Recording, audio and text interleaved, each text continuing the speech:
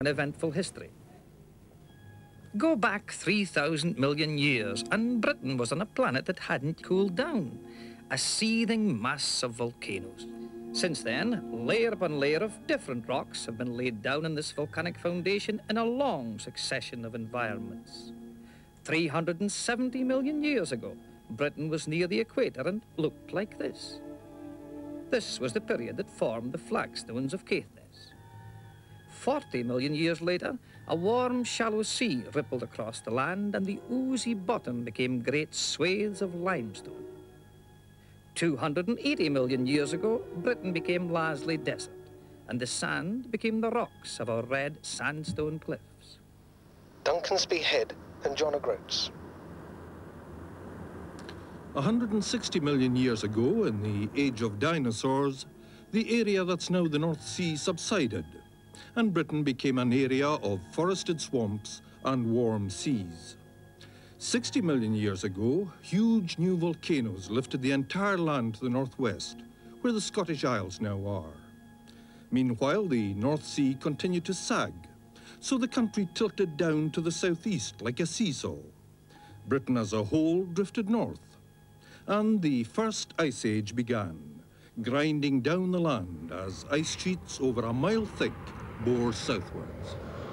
Cape Wrath, turning south and heading straight into sun. Up here in the northwest of Scotland, the ice has scraped off all the top layers of rock, and the ancient basement rocks are seeing the light of day again after countless millions of years. As you might expect, they're in a poor state of repair. The whole land is cracked and crazed and complicated. The biggest crack's right here, where the northern landmass has actually slid against the south. Did it go that way or that way? Geologists are still arguing about it. What's certain is that this ancient part of Britain shows the deep-lying scars of our planet's turbulent adolescence.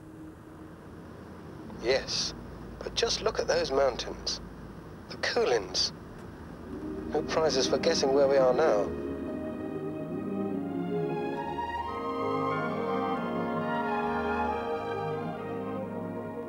Sweet bonny boat like a bird on the wing, over the sailor's cry.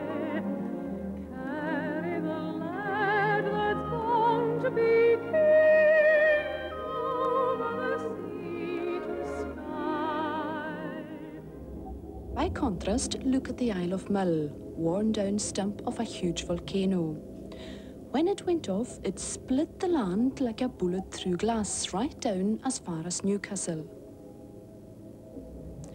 And the ocean's taken advantage of all these cracks and faults and weaknesses and carved them out to form the rugged sporran of the Western Isles and lochs. Mull of Kintyre, oh, mist rolling in from the sea.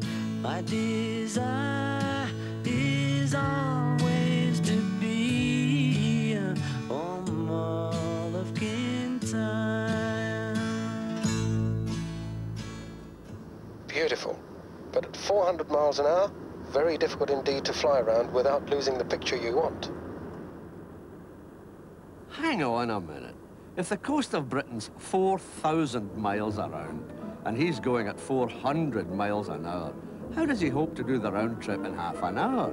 And he's shooting backwards, he says, but we are apparently flying forwards. Anybody tell me what's going on? That's all right. QED's using the very latest tape machines that will run backwards or forwards. But you're right, it's taken a lot of sorting out. And it's okay to speed up the tape, but look what happens when I have to bank to get round the sharp end of the Solway Firth and down towards Cumbria. The Lake District's a 450 million year old dome of layers of rock. But in the centre, the top layers have been ground off by the ice to expose the mountains. St Bees Head. Coming up to Sellafield. Round the coast, you can still see those top layers. They're coal and sandstone, and quite honestly, they're not worth looking at. Coming up to Walney Island. Morecambe Bay, dead ahead. Morecambe Bay, cemetery for lost causes. The latest idea was to dam some of it off and use it as a freshwater reservoir, but it all fell through.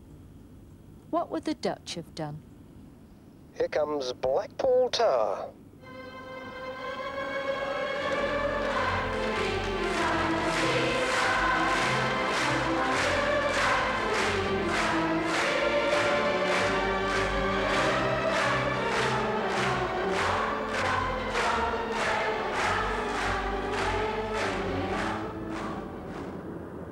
Have to be careful now and check my clearances. It's a mistake to think you can fly all around Britain just like that. Not only do I have to climb to 2,000 feet to avoid bird sanctuaries and nuclear power stations, but each of these areas needs special permission to fly through. Either the army's shooting targets and their shells whiz out to sea, or it's guided missiles. I don't want one of those on my tail. Don't miss the Mersey. I've got other things on my mind. Yes, but the Mersey's narrow mouth at Bootle speeds up the ebb tide and the river current, so it clears out all the silt. Result, a deep channel to take ships up to Liverpool. But here comes the Dee. Mouth wide open, the current hardly moves. So over the last few centuries, the Dee's all silted up. Chester may have been a thriving port in medieval times, but no decent-sized ship can get into Chester now. Been fairly lucky with the weather up to now. Not quite so good ahead, though. Colwyn Bay, Little Orme, avoiding the Great Orme and heading for the Menai Straits. Two river valleys that don't quite meet, formed in the Ice Age, flooded when the sea level rose, and just like the Isle of Wight, Anglesey became an island. 450 million years ago, the volcanic rocks that were to form Wales were folded to produce giant mountains. The north and south coasts still follow the direction of this ancient structural grain. And even though ice sheets, a mile and a half thick, have ground them down, the hard old bones of the land keep poking through to form these resistant headlands. Another tight corner as we swing round Bardsey Sound, Bardsey Island, and trying not to tear an expensive RAF Hawk apart back towards Hell's Mouth.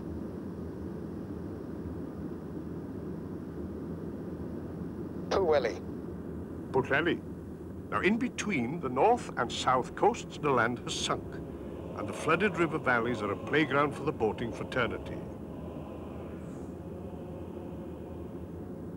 And we swing round into Cardigan Bay. And in the middle of the bay, something rather interesting.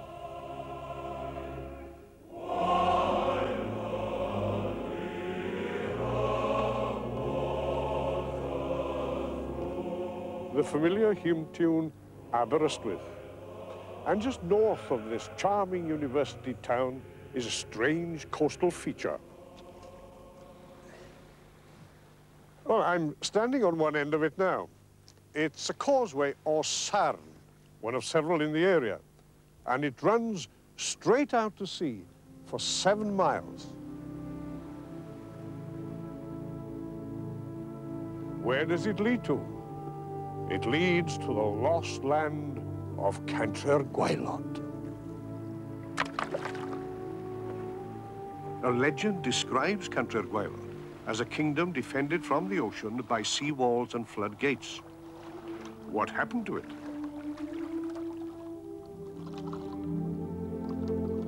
Well, the ancient Black Book of Carmarthen suggests that Seithenyn, keeper of the floodgates, was bewitched by the lovely Meredrid, and the sea flooded the land.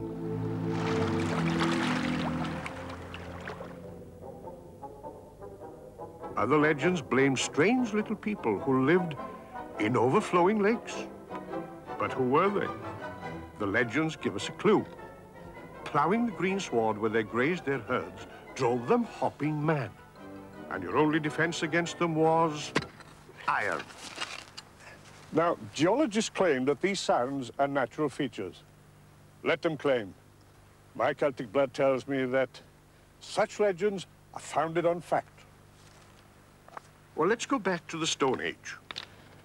Stone Age men, they often lived in pile dwellings. Huts perched on poles in the water. A pasture-loving people, born herdsmen, but lacking the technology to till the land with an iron plough. Well, small wonder that they hated the coming of the age of iron.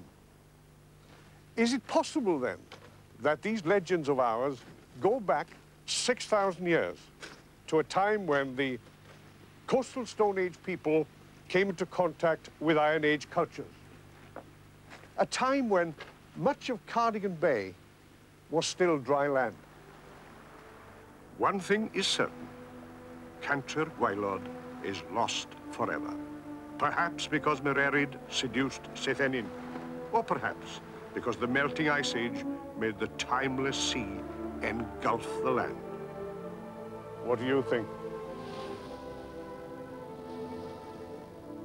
Pembroke.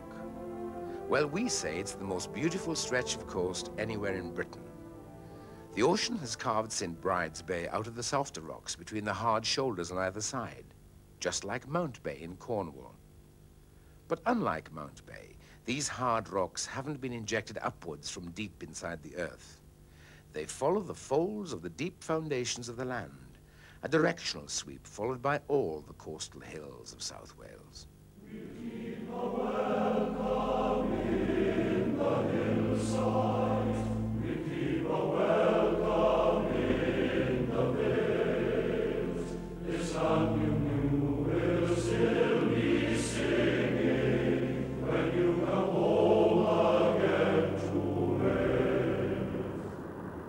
Pendine Sands and across to the Gower.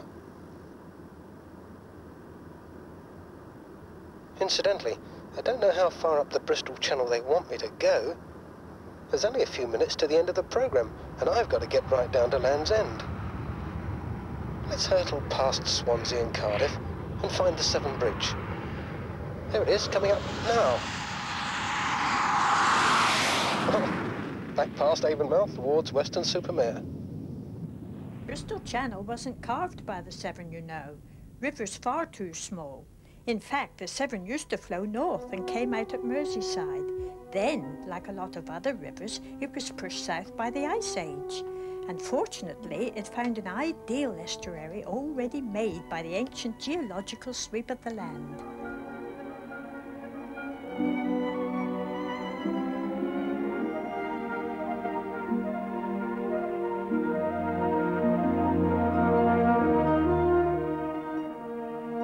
Minehead, coming up to Porlock Hill, Linton and Lynmouth. These bend proper cliffs at all, ye. They'm the foothills of Exmoor that just happen to be dangling their toes in the water. The coast hasn't really settled down yet, so the rivers haven't quite decided how to get down to sea level. Remember what happened to Lynmouth when the River Lynn suddenly changed its course straight through the middle of the town? Ilfracombe. And there's a sharp turn coming up. I don't think we're going to make Land's End by the end of the programme. I don't know if you've noticed it, but the north coast from here to Land's End goes down in a series of steps, just like a staircase. That's because the rocks underneath are cracked like that. Clavelly, Heartland Point, another sharp turn. Bute's got an interesting rock platform. Goes out half a mile to see it low tide. Cut when the sea level was much higher. Look, we've really got to step on it now, or we're not going to make it in time. Roll the credits. Staggering contortions in the rocks around here. Tintagel. Mark 10, Mark 11, Mark 12. Here comes St Ives, blink and you'll miss it. Land's End ahead. Back where we started.